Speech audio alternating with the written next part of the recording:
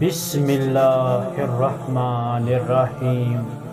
شروع اللہ کا نام لے کر جو بڑا مہربان اور نہایت رحم والا ہے۔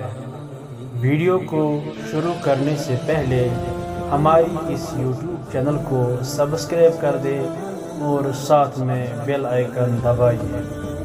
گناہوں کی وجہ سے قبر کا عذاب۔ ابراہیم الخواص کہتے ہیں کہ میں قبروں کے پاس بہت زیادہ جایا کرتا تھا۔ ایک دن ایک قبر کے پاس بیٹھا تو نیند لگ گئی۔ میں نے ایک کہنے والے کو سنا کہ کہتا ہے کہ زنجیر لو اور اس کو اس میں داخل کرو اور نچلے حصے سے اس کو باہر نکالو، اور میت کہتی ہے کہ اے رب، کیا میں قرآن نہیں پڑھتا تھا؟ کیا میں نماز نہیں پڑھتا تھا؟ کیا میں نے حج نہیں کیا تھا؟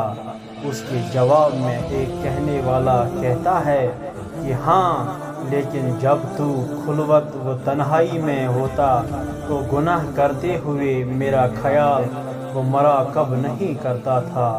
سبحان اللہ۔ اگر آپ کو ہماری یہ بات پسند آئی تو ہماری اس یوٹیوب چینل کو سبسکرائب کر دے اور ساتھ میں بیل آئیکن دبائیے اور زیادہ سے زیادہ شیئر کر دے۔